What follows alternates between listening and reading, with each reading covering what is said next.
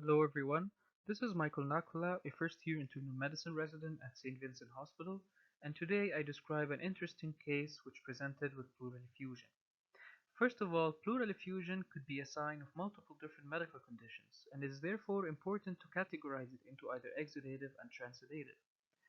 Lymphocytic pleural effusion is a special type of exudative effusion in which lymphocytes constitute 50% or more of the total white blood cell count found in the pleural fluid.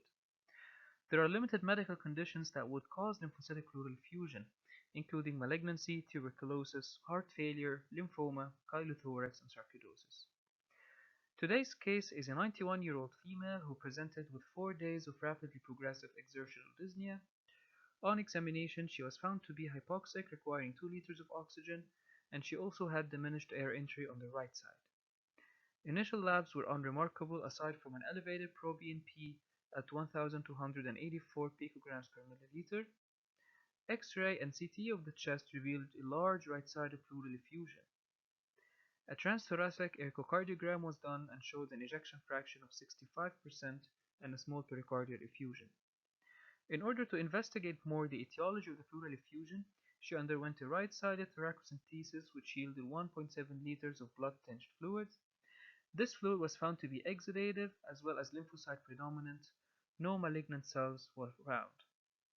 We can note here the chest X-ray of the patient showing right-sided pleural effusion obliterating the right costophrenic angle. On further questioning, we learned that she had emigrated from Hong Kong 40 years ago, which is a TB endemic area. However, her pleural fluid adenosine deaminase level was found to be normal at 34 units per liter, and the sputum smear was negative for acid-fast bacilli. She was discharged home upon clinical improvement. However, a few days later she was readmitted due to reaccumulation of right-sided pleural effusion requiring a second thoracocentesis. By that time, culture from the first thoracocentesis eventually grew Mycobacterium tuberculosis, and she was diagnosed with tuberculous pleural effusion, and she was started on a 2-month course of isoniazid, rifampin, pyrazinamide, and ethambutol. And now to some important notes to be taken from this case. First of all, the pleura is the second most common site of extrapulmonary TB spread after lymph nodes, and TB is actually the most common cause of pleural effusion in TB endemic areas.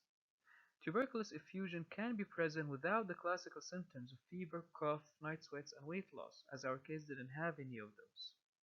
We should always suspect TB in any patient from an endemic region who presents with lymphocytic pleural effusion.